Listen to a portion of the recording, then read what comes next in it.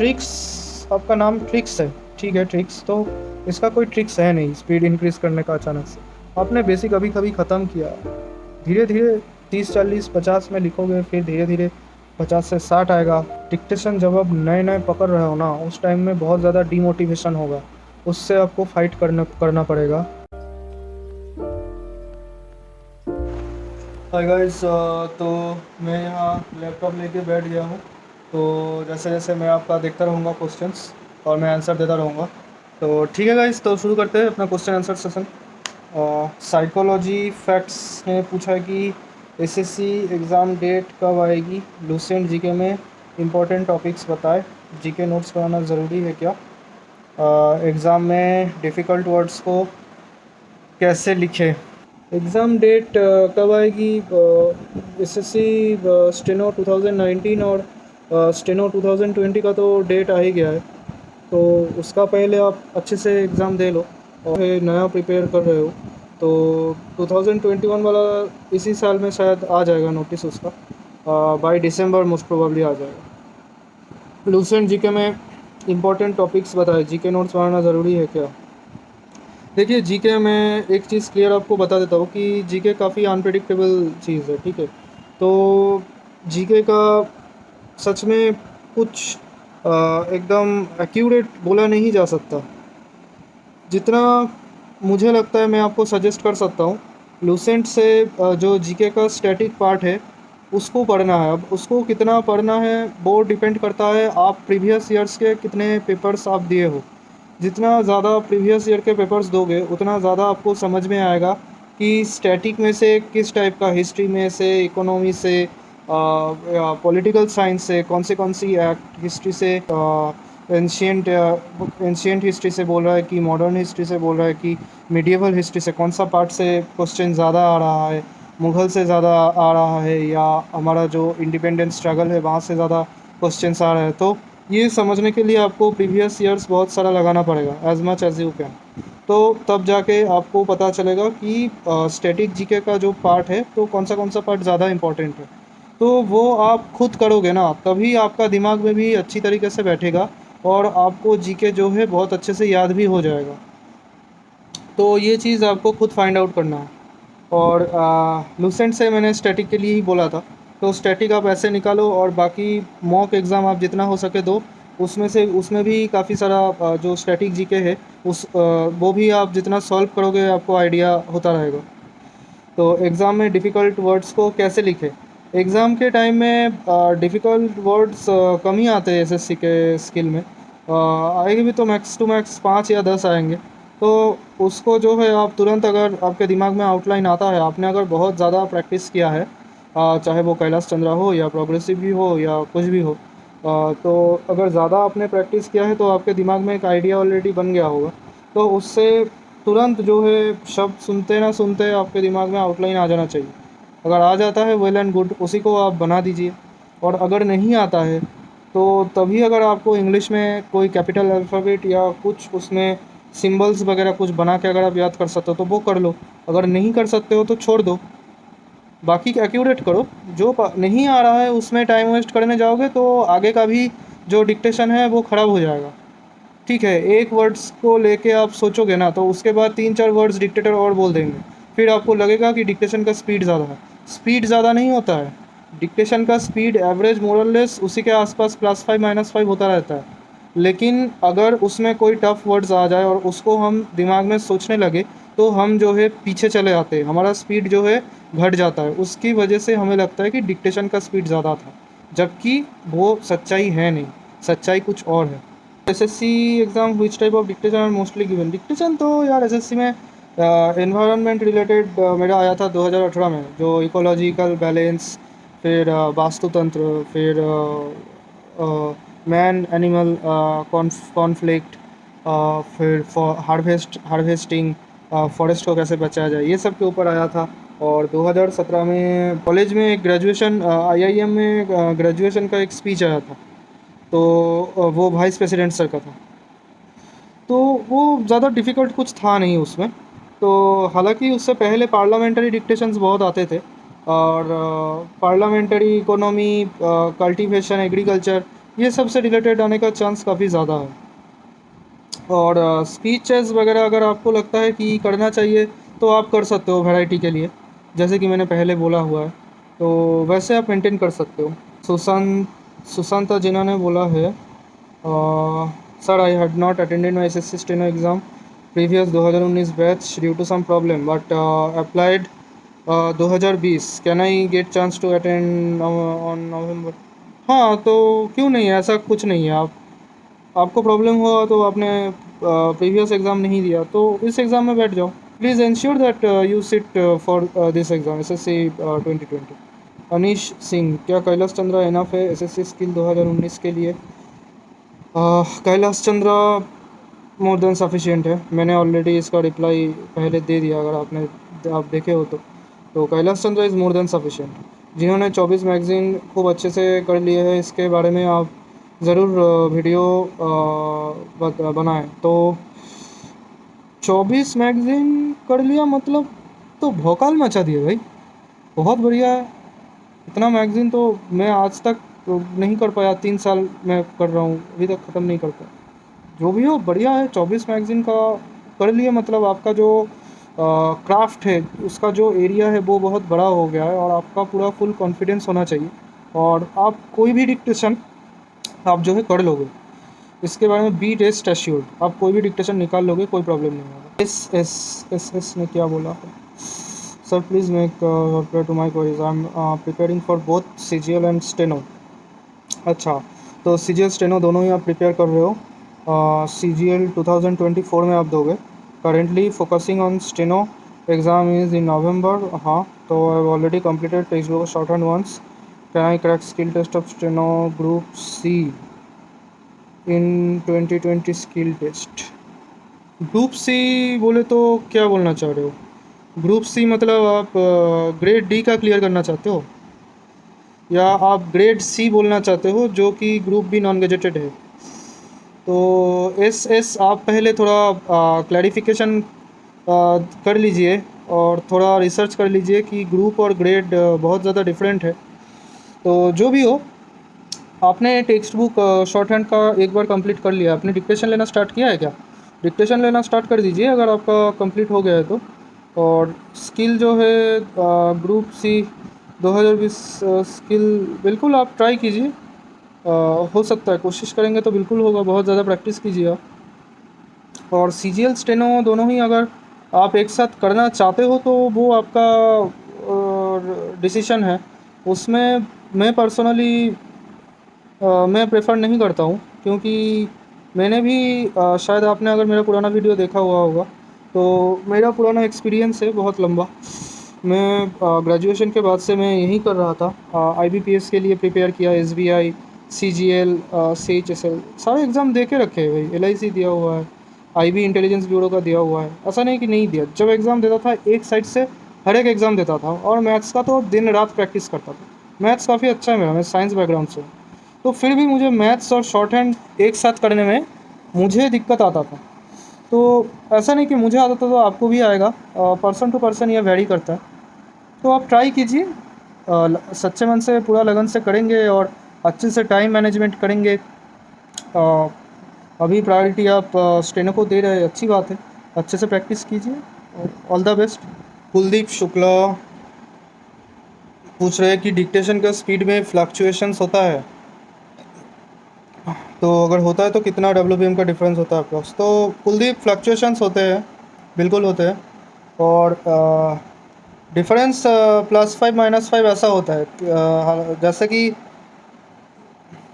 Grade D का matter में कभी 85 आएगा और कभी 75 आएगा, ऐसे करके बैलेंस होगा। एवरेज जो स्पीड है 80 रहेगा। +5 -5 से ज़्यादा फ्लक्चुएशन एसएससी में मैंने तो नहीं देखा। मैंने सुना है बहुत कि इतना होता है, 80 का 100 में चला जाता है, 100 का 120 में चला जाता है। ये सब कहानी होता है यार, ऐसा नहीं होता। मेरा बहुत सारा दोस्त है, मैंने उनसे भी पूछा है, जगह जगह मैंने वेरीफाई करके रखा हुआ है, वो +5 -5 यही होता है मैक्सिमम। तो आपका स्पीड जो है 80 का अगर 90 है और 100 का 110 है तो काफ़ी है, ठीक है। अगर उससे ज़्यादा बढ़ा लेते हैं तो वेल एंड गुड, अच्छा है। मैं नहीं बोल रहा हूँ कि मत बढ़ाइए स्पीड, अगर आपका बढ़ रहा है, एक्यूरेसी आपका सही आ रहा है तो आप बढ़ाओ, +5 +5 करके बढ़ाते रहो। लेकिन अगर आपका नहीं बढ़ा है, बस आपके पास 85 स्पीड है और आप ग्रेड डी के लिए बैठ रहे हो, तो आप बिल्कुल कॉन्फिडेंट होके जाइए और बिल्कुल बिंदास जाइए। आप जो है स्किल क्लियर करके ही आएंगे, ठीक है। Be rest assured. और बाकी क्या लिखा है स्किल टेस्ट में, डॉक्यूमेंट देखा जाता है। देखिए स्किल टेस्ट ईस्टर्न रीजन में जो है स्किल से पहले डीवी होता है, डॉक्यूमेंट वेरिफिकेशन होता है। तो कुछ रीजन में जो है स्किल के बाद डॉक्यूमेंट वेरिफिकेशन होता है। तो ये रीजन टू रीजन वेरी करता है एसएससी का। और जब आपका डॉक्यूमेंट वेरिफिकेशन होगा उसी टाइम में आपको जो है ऑप्शन फॉर्म भी दिया जाएगा, अपलोड होगा वेबसाइट में। वहाँ से डाउनलोड करके उसका प्रिंट निकाल लेना, 2-3 प्रिंट निकाल लेना, या एक प्रिंट निकाल के उसका दो तीन ज़ेरॉक्स मार लेना। और उसमें जो है आपका जो पोस्ट प्रेफरेंस है उसको आपको देना है। तो उस टाइम में भी मैं वीडियो बना के आपको बता दूंगा कि कौन सा डिपार्टमेंट क्या है, और आप अपने अपने हिसाब से जो आपका प्रेफरेंस है, जो आपको चाहिए, तो उस हिसाब से आप वो भर लेना। तो वो जो चीज़ है डॉक्यूमेंट वेरिफिकेशन में डीवी के साथ ही वो देना पड़ता है। पूरी डिक्टेशन एक ही पैराग्राफ में लिख देता हो, कोई प्रॉब्लम नहीं है। नितेश रिटेन एग्ज़ाम की तैयारी के बारे में थोड़ा बता दीजिए।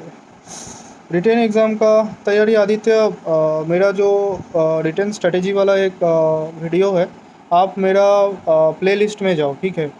मेरा चैनल का प्लेलिस्ट में जाना है। मेरे चैनल में मैं हर टाइप का वीडियो डालता हूँ, क्योंकि ये ऐसा कोई स्टडी स्पेसिफिक चैनल है नहीं, जबकि मेरा प्रोफेशन स्टेनोग्राफी है। तो इसलिए मैं इसके बारे में मैं वीडियो बनाता हूँ और उसको मैं अलग लिस्ट में, प्लेलिस्ट में अलग एक सेक्शन है उसी के अंडर में रखता हूँ। वो सेक्शन है स्टेनोग्राफी। तो स्टेनोग्राफी सेक्शन में आपने जाना है और वहाँ आपको मिल जाएगा कि स्ट्रेटेजी फॉर रिटन एग्ज़ाम। और मैं आपको थोड़ा बता भी देता हूँ यहाँ, जब आ ही गए हो तो बताने में क्या है। रिटन एग्ज़ाम में क्या होता है, आपका 3 सेक्शन होता है। सबसे इम्पोर्टेंट और सबसे बड़ा सेक्शन है इंग्लिश, जिसमें आपको आपका 100 मार्क्स है, मतलब 50% मार्क्स कैरी करता है वो। और बाकी 50% में दो डिविशंस आते हैं, वो है रीजनिंग और जनरल अवेयरनेस। रीजनिंग में 50 मार्क्स है, जनरल अवेयरनेस में 50 मार्क्स है। टोटल 200 मार्क्स का एग्ज़ाम होता है। तो रीजनिंग के लिए आप जो है जितना ज़्यादा प्रीवियस ईयर्स वगैरह करोगे उतना ही अच्छा है। मैथ्स का 3-4 सवाल आता है, बेसिक मैथ्स से कोई भी कर सकता है, कुछ प्रॉब्लम नहीं है इसमें। रीजनिंग का कुछ मैं किताब, कुछ बुक्स वगैरह बताऊंगा नहीं, जबकि बुक्स होता है आर एस अग्रवाल का होता है। बुक्स आजकल बहुत मिल जाएंगे, रीजनिंग का भी बहुत मिल जाता है, लेकिन ज़रूरत नहीं होता है, उतना टफ रीजनिंग कुछ आता नहीं है। अगर आप CGL का, CHSL का मॉक का रीजनिंग देख लोगे ना, पढ़ लोगे, तो उसके बाद ये जो है स्टेनोग्राफी वाला रीजनिंग हलवा लगेगा। तभी मैं बोलता हूँ कि प्रीवियस ईयर पढ़ो और मॉक लगाओ CGL CHSL का, ठीक है। तो उसमें जो है स्टैंडर्ड उसका काफ़ी ज़्यादा हाई रहता है, और वो करने के बाद आपको जो है स्टेनो में बहुत एक्यूरेसी और स्पीड दोनों ही बढ़ जाता है, अगर आप स्टेनो के पेपर करोगे उसके बाद। तो रीजनिंग के बाद आपका इंग्लिश आता है। इंग्लिश के लिए मैंने नीतू सिंह का किताब बोला है, केटी पब्लिकेशन बोला है, और नॉर्मन लुइस का किताब बोला है, और प्लिंथ टू पैरामाउंट भी है। ये सब किताब जो है आप देख सकते हो, इसको आप ऑनलाइन डाउनलोड भी कर सकते हो, फ्री PDF वगैरह भी बहुत मिल जाता है, तो वहाँ से आप डाउनलोड कर सकते हो। बाकी वोकाबुलरी काफ़ी डिफ़िकल्ट होता है, मेरा भी कभी कभी मिस्टेक्स आ जाता है वोकाबुलरी में, और एरर स्पॉटिंग में भी थोड़ा कभी कभी दिक्कत हो जाता है। ये सब प्रैक्टिस के ऊपर है। मैं ऑफिस के बाद प्रैक्टिस का थोड़ा कम ही टाइम मिलता है मुझे, और ऑफिस के बाद इतना ज़्यादा थकान हो जाता है, दिमाग काम करना बंद कर देता है। तो आप अगर पूरा दिन आपके पास है और आप सिर्फ प्रिपरेशन कर रहे हो, तो ये आपका गोल्डन चांस है। पूरा जो है आखिरी खून की बूंद तक आप लगा दो, ठीक है। शरीर में आखिरी जितना तक आपका एनर्जी रहेगा, पूरा एनर्जी इसमें लगा दो, और जो है नौकरी निकाल लो। यही मौका है, इसके बाद पता नहीं क्या होगा, क्या होने वाला है। तो जो करना है इसी एग्ज़ाम में करना है। बाद का मत सोचो, जो सोच रहे हो अभी का सोचो। इंग्लिश का आप सिनोनिम एंटोनिम्स वगैरह प्रीवियस ईयर और मॉक्स दोगे, वहाँ से आप नोट्स बनाना स्टार्ट कर दो और उसको रोज़ सुबह रट्टा मारो, नहीं तो और कोई उपाय नहीं है। और जनरल अवेयरनेस का तो मैंने पहले बता दिया, देख लेना। जो और एक बंदे ने सवाल किया था, मैंने उसमें बता दिया, ठीक है। नरपत क्या बोल रहा है, शॉर्ट हैंड को फास्ट स्पीड से पढ़ने का कोई ऑप्शन है क्या? नरपत, शॉर्ट हैंड को फास्ट आप पढ़ना चाहते हो तो आपको जो है ज़्यादा से ज़्यादा शॉर्ट हैंड पढ़ना पड़ेगा।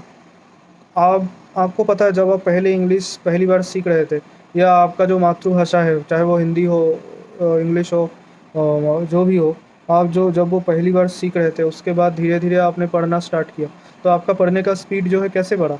आप बहुत पढ़े उसको, बहुत पढ़े, रोज़ किताब पढ़े, किताब पे किताब पढ़े, तभी आप इतना स्पीड से पढ़ सकते हो। उसी तरह आप जो है आउटलाइन्स बहुत ज़्यादा पढ़ना स्टार्ट करो। आपका जिस शॉर्ट हैंड का कॉपी है, पुराना-पुराना डिक्टेशन 3 महीना, 4 महीना, 1 साल का पुराना डिक्टेशन, वो वाला कॉपी लेके कभी-कभी बैठ जाओ। फ्री टाइम में वो पढ़ने का कोशिश करो। आप जितना पढ़ते रहोगे उतना आपका जो है ईज़ी हो जाएगा। आउटलाइन समझना, आप चीज़ें देखते ही उसका आउटलाइन आपके दिमाग में आ जाएगा। कोई बात सुनते ही आपका दिमाग में आउटलाइन्स आ जाएगा। आप रास्ते में कहीं पोस्टर, कहीं बैनर, कहीं कुछ लिखा देखोगे तो उसका आउटलाइन्स आपके दिमाग में आ जाएगा। इसके लिए आपको जो है जो शॉर्ट हैंड बहुत ज़्यादा पढ़ना पड़ेगा, तभी आप एग्ज़ाम हॉल में उसको फ़ास्ट पढ़ सकते हो और समझ भी सकते हो। दीप कश्यप पूछ रहे हैं कि कितना टाइम लगा है मुझे इंग्लिश स्टेनो सीखने में? मुझे लगभग 1 साल, मतलब सब कुछ परफ़ेक्ट 120-25 स्पीड लाने में 1 साल लग गया था, बेसिक से सीख के पूरा कंप्लीट करने में।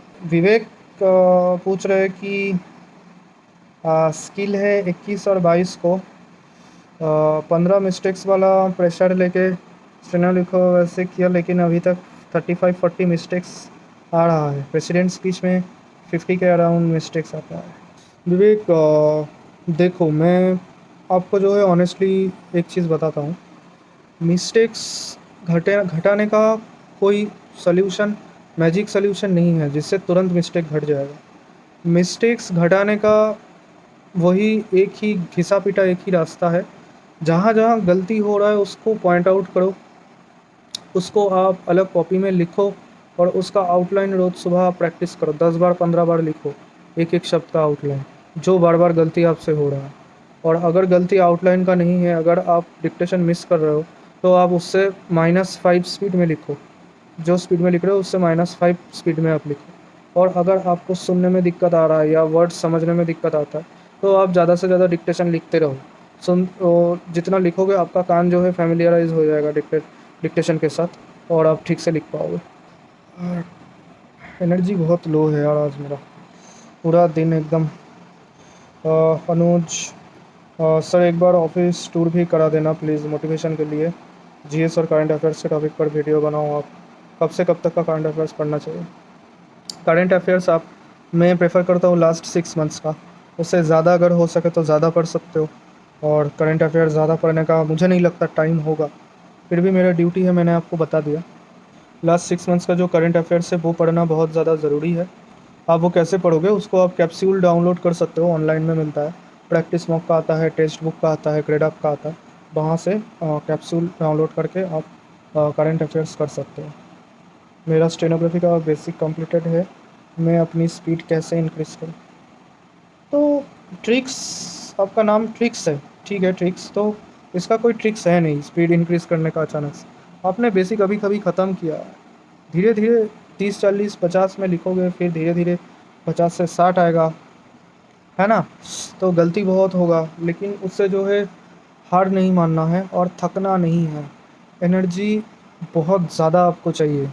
डिक्टेशन जब आप नए-नए पकड़ रहे हो ना, उस टाइम में बहुत ज़्यादा डीमोटिवेशन होगा। उससे आपको फ़ाइट करना पड़ेगा और आपको जो है पूरा मोटिवेटेड रहना बहुत ज़्यादा ज़रूरी है और हार्ड वर्क बहुत करना पड़ेगा। आप प्रैक्टिस पूरा लगन से करो और जितना हो सके एक्यूरेट लिखने का कोशिश करो। स्पीड का कोई मीनिंग नहीं है। Your speed is useless if you are not maintaining accuracy, the required accuracy. अगर आप एक्यूरेट ही नहीं लिख पा रहे हो तो स्पीड किस काम का? पहले एक्यूरेसी में फ़ोकस करो, स्पीड जो है झक मार के आपके पीछे-पीछे आने लगेगा। अभिषेक दीक्षित क्या बोल रहे हो? सिस्टम में कितना ऐसा डिपार्टमेंट है ना होता है जो वर्कलोड बिल्कुल ना हो? ज़्यादा वर्कलोड वाले डिपार्टमेंट्स कौन-कौन है? ज़्यादा वर्कलोड्स वाले डिपार्टमेंट मैं बता देता हूँ। मिनिस्ट्री ऑफ होम अफेयर्स का जितने भी डिपार्टमेंट है और मिनिस्ट्री ऑफ डिफेंस का जितना भी डिपार्टमेंट है, उसमें जो है आपको पढ़ाई करने का टाइम नहीं मिलेगा, ठीक है? अगर आप बहुत ज़्यादा जुगाड़ू हो, बहुत बढ़िया मैनेजमेंट कर सकते हो, काफ़ी टैलेंटेड हो, वो बात अलग है। मैं मुझ जैसे आम आदमी के लिए बता रहा हूँ। तो एमएचए और एमओडी, ये 2 जो डिपार्टमेंट है, इनको अवॉइड करो अगर आप जो है बहुत ज़्यादा फ्री रहना चाहते हो, काम कम हो, क्योंकि एमएचए और एमओडी में काफ़ी लोड रहता है काम का। और हाँ, और एक जो डिपार्टमेंट है वो है कैट, सेंट्रल एडमिनिस्ट्रेटिव ट्राइब्यूनल। कोई भी ट्राइब्यूनल होगा, कोर्ट जैसा कुछ भी होगा ना, उसमें वर्कलोड बहुत रहेगा, ये बात तो तय है। आकाश चादर स्पीड 90 आ गई है। प्री एग्ज़ाम का क्वेश्चन कम है, 2021 वाला निकल सकता है और मेरी कैटेगरी इससे भी है। आकाश, मुझे क्वेश्चन ठीक ठाक समझ में नहीं आया। आपका 90 WPM आ गया है तो अच्छा तो है, आपका तो आराम से निकल जाएगा ग्रेड डी। और आप अभी भी टाइम है, एक्यूरेसी अगर अच्छा है +5 बढ़ाओ, हो सके जितना हो सके 100 110 तक आप लेके आओ एग्ज़ाम तक। तो उसके बाद आप ज़्यादा प्रैक्टिस करो और एक्यूरेसी मेंटेन रखो, हो जाएगा। अभिषेक दीक्षित, किस सिटी में कितना वैकेंसी है एसएससी स्टेनो में कैसे पता लगाया जा सकता है? आरटीआई लगाओ, आरटीआई लगाओ, मैं आरटीआई लगाता था। आरटीआई लगा के पता चल जाएगा आपको। अपनी जर्नी एंड हार्ड वर्किंग के बारे में बताइए। तो डांस विद VN, चलिए मैं बताऊंगा, तो उसका तो सेपरेट वीडियो बनाना पड़ेगा। अर्चित बोल रहा है कि गुड मॉर्निंग स्टेनो बाबू sir. Good good good evening Archit. Cloze test error में प्रॉब्लम हो रहा है यार, उसमें तो क्लोज टेस्ट एरर में प्रॉब्लम हो सकता है। तो ज़्यादा से ज़्यादा प्रैक्टिस करो और ग्रामर कॉन्सेप्ट कौन सा गलत आ रहा है वो आप पता करो और उसको सोल्यूशन में देखो, देख के एक सेपरेट जगह में लिख के रखो और उसको जो है आप प्रैक्टिस करो, बनाओ। और वो मिस्टेक अगली बार नहीं होना चाहिए, तभी आपका क्लोज टेस्ट जो है परफेक्ट होगा। सर RMSSB स्टेनो में 100 WPM की स्पीड है तो एक दिन में कितनी डिक्टेशन ले? मधुसूदन सिंह, आप एक दिन में 3 डिक्टेशन ले लो। पूरा जो प्रोसेस मैंने जैसे बताया है, डिक्टेशन लो, फिर उसको जल्दी से जल्दी रीड करो, फिर उसको टाइप करो, उसके बाद ओरिजिनल स्क्रिप्ट से आप उसको क्रॉस चेक कीजिए, फिर मिस्टेक्स निकालिए और उसको अलग सेपरेट कॉपी में लिखिए। तो ऐसे करके आप 3 डिक्टेशन ले सकते हो। UPSI कॉन्फिडेंशियल के स्किल टेस्ट के बारे माने नागेंद्र सिंह, UPSI कॉन्फिडेंशियल, ये मुझे समझ में नहीं आया। रोहित जायसवाल, आप ऑफिस में क्या क्या काम करते हैं इसका एक डिटेल वीडियो बनाइए। ठीक है रोहित, मैं बनाऊंगा। Short hand target sir, SSC MTS का एग्ज़ाम मेरा 22 अक्टूबर को है। 21-22 अक्टूबर को SSC स्टेनो का स्किल डेट भी है। तो क्या SSC एक साथ दोनों एग्ज़ाम करवाएगी या SSC के स्किल का डेट आगे होगा? देखो, ये पहले भी SSC कर चुकी है, पता नहीं क्यों करती है, लेकिन जानबूझ के करती है या किस वजह से करती है, लेकिन वो पहले भी मेरे साथ भी हुआ है, 2 एग्ज़ाम का एक ही दिन में डेट आ गया था। तो अब SSC के ऊपर छोड़ दीजिए, आप प्रैक्टिस जारी रखिए। बाकी अगर हो सके 2 एग्ज़ाम एक ही डेट में आ जाता है तो स्टेनो ही दीजिए, स्टेनो का ग्रेड अच्छा है, तो अगर स्टेनो लग जाता है तो बढ़िया है। और इसका MTS का कंपटीशन काफ़ी ज़्यादा होता है, अगर आपको पता ना हो तो मैं आपको बोल देना चाहता हूँ। इसका कट ऑफ भी बहुत हाई जाता है, बहुत कॉम्पिटिटिव एग्ज़ाम है MTS। स्टेनो में कंपटीशन MTS से कम है। तो देखिए, आप अपना डिसीजन सोच समझ के लीजिए, मैंने आपको बता दिया। भोजा मेहर बोल रहे हैं कि ग्रेग शॉर्टहैंड के बारे में थोड़ा बताइए। ग्रेग शॉर्टहैंड के बारे में सर मुझे उतना ज्ञान नहीं है, मैं पिटमैन ही शुरू से करते आया हूँ। सीनार बोल रहे हैं मेरे पास भी सेम। अच्छा सर, आप भेज कैटेगरी वालों के लिए वीडियो बनाइए ना। SSC GK बिल्कुल मैं कोशिश करूँगा VH कैटेगरी वालों के लिए कोई वीडियो अगर मैं ला सकूँ। मुझे नॉलेज नहीं है, मैं देखता हूँ, मैं अगर हो सके तो मैं लाऊंगा। Priyanka Mandal, what will happen to my candidature if I filled my SSC STEM application as EWS but I don't fall under it? Can I still compete in the general merit or I am ineligible? Please reply. Priyanka Mandal, मुझे इसका clear information नहीं है, अगर पता नहीं है तो गलत इन्फॉर्मेशन देना ठीक नहीं रहेगा। आप जो है आपका जो रीजन का SSC रीजनल हेडक्वार्टर है वहाँ आप संपर्क करेंगे तो आपको एक्यूरेट इन्फॉर्मेशन बिल्कुल मिलेगा। कैसा अपने पढ़ाई के साथ स्टेनो को भी चालू रखो? राना कुंडू पूछ रहे हैं। राना कुंडू, पढ़ाई के साथ स्टेनो को चालू रखना चाह रहे हैं तो पढ़ाई कौन सा कर रहे हैं आप? स्टेनो का ही पढ़ाई कर रहे हैं या कुछ और कर रहे हैं? तो देखिए, स्टेनो एक अपने आप में विशाल चीज़ है, ठीक है, उसको प्रैक्टिस करना, मेंटेन करना काफ़ी बड़ी बात होती है। तो आप उसको सही से टाइम मैनेजमेंट में अगर आप एक्सपर्ट नहीं हो और उसमें आपको प्रॉब्लम है तो आपका दोनों चीज़ ही जो है ख़राब हो जाएगा, ना आपका पढ़ाई अच्छा होगा ना स्टेनो अच्छा होगा। तो मैं सजेस्ट करूँगा, अगर पर्सनली मुझे पूछते हैं तो कोई एक कीजिए, और अगर आप दोनों करना चाहते ही है तो आप एक आपका डेली का रूटीन बनाइए, शेड्यूल बनाइए, और उसमें दोनों को जो है टाइम अलग अलग टाइम दे दीजिए। सुबह से इतना घंटा स्टेनो करेंगे, सुबह 2 घंटा स्टेनो करेंगे, उसके बाद 3 घंटा पढ़ाई करेंगे, फिर लंच के बाद 2 घंटा स्टेनो करेंगे, फिर 2 घंटा पढ़ाई करेंगे, फिर शाम में 1 घंटा स्टेनो करेंगे करके सोने जाएंगे। ऐसा करके आप जो है रूटीन सेट कीजिए। अनंत कुमार, ऑफिस का फ़ोटो डाल दो भाई। ऑफिस का फ़ोटो लेना अलाउड नहीं होता है। ऑफिस का फ़ोटो आप सोशल नेटवर्किंग साइट में कैसे डाल सकते हो, पॉसिबल नहीं है। चलिए गाइस, फिर अभी के लिए इतना ही क्वेरी था, मैंने सबका आंसर दे दिया। मुझे लग रहा है जितना हो सके मैंने रिप्लाई किया आप सबका क्वेरी का। और अगर कुछ डाउट है, कुछ डाउट रह गया, और कोई एक्सप्लेनेशन आपको समझ में नहीं आया, तो बाद में मैं फिर से और एक इसका सेशन करूँगा ऐसा क्वेश्चन आंसर का, तो उसमें आप जो है बाकी क्वेश्चंस आपका डाल देना, ठीक है। Okay guys, bye. Thanks for watching, and practice जारी रखिए। All the best, good night.